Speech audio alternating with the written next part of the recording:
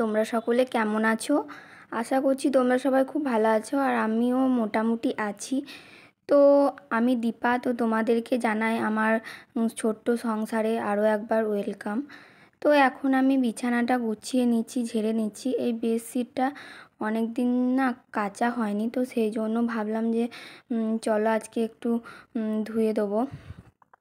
আর নতুন একটা বেডশিট রাখা ছিল, তো সেটাই পেরে নেবো বিছানার মধ্যে। আর ওটা যখন কেচে কুচে তখন ওটা রেখে দেবো, এটা যখন ময়লা হবে তখন ওটা আবার পারা যাবে, তো সেই কারণে তো আমি এদিকে বিছানাটা গুছিয়ে নিচ্ছি। আর এখন না এত বেশি গরম পড়ে গিয়েছে, কি বলবো, ওপরে তো থাকাই যায় না, সেই জন্য আমরা এখন নিচেই শুচ্ছি, ওপর যায় না। আর আমার তো রাত্রে ঘুম হয় না, তো সেই কারণে উঠতে একটু দেরি হয়ে গিয়েছে, অনেকটাই বেলা হয়ে গিয়েছিল উঠতে। তারপরে চাটা খেয়ে বিছানাটা একটু ঝেড়ে নিলাম। আর কিছুদিন ধরে না শরীরটাও ঠিকঠাক যাচ্ছে না। আর শরীরটা ঠিক না থাকলেও কিছু কাজ করতে মনও চায় না, কিন্তু কি করার আছে, এই টুকটাক কাজগুলো তো একটু একটু করতেই হবে। কারণ নোংরা জিনিস অতটাও ভালো লাগে না দেখতে। আর আমার না অন্য কোনো প্রবলেম অতটাও ছিল না, কিন্তু যবে থেকে পায়ে ব্যথা ধরেছে তবে থেকে শরীরটাও কী জানি খারাপ করছে, অতটাও ভালো লাগছে না। আর পায়ে ব্যথা হলে না প্রচণ্ড মানে কষ্টকর পায়ে ব্যথাটা। এটা অন্য কোনো পায়ে ব্যথা হলে তাও মানা যায়, কিন্তু এটা যে এটা মানে জয়েন্টে ব্যথা, এতটাই জোর ব্যথা হয় তখন রাত্রে ঘুমাতে পারি না, না বসতে পারি না শুতে পারি, কোনোটাই কিছুটাই ভালো লাগে না। এদিকে আমি একটু আলমারিটা পরিষ্কার করে নিচ্ছি, কারণ আলমারিতে প্রচুর পরিমাণে ধুলো বসেছিল, তো সেই কারণে। আর আমাদের যেহেতু রাস্তার ধারে ঘর, তো তো ধুলোটা প্রচুর পরিমাণে হয়। আর প্রত্যেক দিনই ধুলো বসে যায়, প্রতিদিন যদি পরিষ্কার করা হয় তাহলে মোটামুটি ঠিক থাকবে, কিন্তু যদি কয়েকদিন পর পরিষ্কার করা হয় তো এতটা পরিমাণে ঝুলো বসে যায়।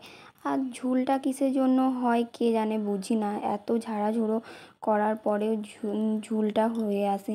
আর ধুলোটা তো হবেই, কারণ রাস্তার ধারে ঘর যেহেতু আমাদের, তো সেই কারণে। আর এদিকে আয়নাটাও পরিষ্কার করে নিয়েছিলাম, দিয়ে তারপরে ভাবলাম যে এমনি আয়নাটা উঠবে না, তো একটু কলিনি দিয়ে পরিষ্কার করে দিই, তো সেই কারণে অল্প একটু কলিনি দিয়ে পরিষ্কার করে দিলাম। তারপরে দেখো কত সুন্দরভাবে ঝকঝক করছে। আর এই সময়ে তো নিজেকেও পরিষ্কার পরিচ্ছন্ন থাকতে হবে এবং ঘর দুয়ারও রাখতে হবে, কিন্তু প্রচণ্ড ধুলোর মধ্যে যদি যাওয়া যায় না, তো আমার না মানে ধুলোর মধ্যে অ্যালার্জি আছে, তো হাঁচি পড়তেই থাকে। তো যেগুলো অনেক বেশি ধুলো বসে যায় সেই কাজগুলো অতটা করি না। এদিকে আমার শোকেস মোছা কমপ্লিট, তো রুমটাও অনেকটা ধুলো হয়ে গিয়েছিল, মানে যে ধুলোগুলো সব ঝরে ঝরে পড়েছিল, তো সেই ধুলোগুলো ঝেঁটিয়ে দিচ্ছি। আর বাদবাকি ঘর সব ঝাঁটপুট দেওয়া হয়ে গিয়েছে, মা দিয়ে দিয়েছিল। তো এটার মধ্যে ধুলো হয়েছিল, আর আমরা যেহেতু মানে মাদের ওঠার পরে উঠি, তো সেই কারণে এই রুমটাও ঝাঁট দেওয়া হয়নি।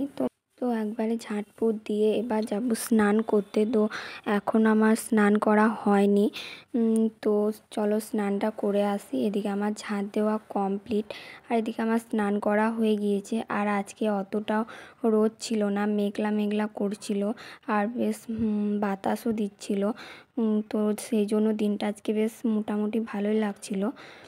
আর এদিকে আমার স্নান করা কমপ্লিট জন্য ভিজে জামা কাপড়গুলো মেলে দিচ্ছিলাম।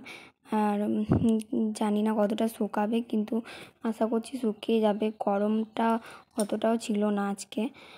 তারপরে আমার চলে এলো একটা পার্সেল, আর এই পার্সেলের মধ্যে কি আছে চলো দেখাই যাক।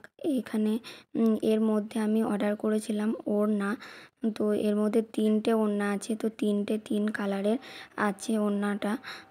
তো চলো দেখে নাও কি কি কালার অর্ডার করেছিলাম। সাদা, ঘিয়ে আর লাল, এই 3টে ওড়না ছিল।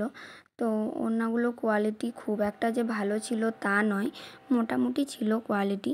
আর একটা বিশেষ কারণের জন্য এই ঘিয়ে কালারের ওড়নাটা অর্ডার করেছিলাম, তো দেখলাম যে 3টে নিতে হবে, তো নিয়ে নিই, আমার ওড়না দরকার ছিল, তো সেই কারণে। আর এদিকে আমার তারপরে না প্রচণ্ড শরীরটা খারাপ করতে লাগে, পায়ে ব্যথাটাও খুব বেড়ে যায়, কারণ অনেকক্ষণ ধরে দাঁড়িয়ে দাঁড়িয়ে ছিলাম, তো সেই কারণে।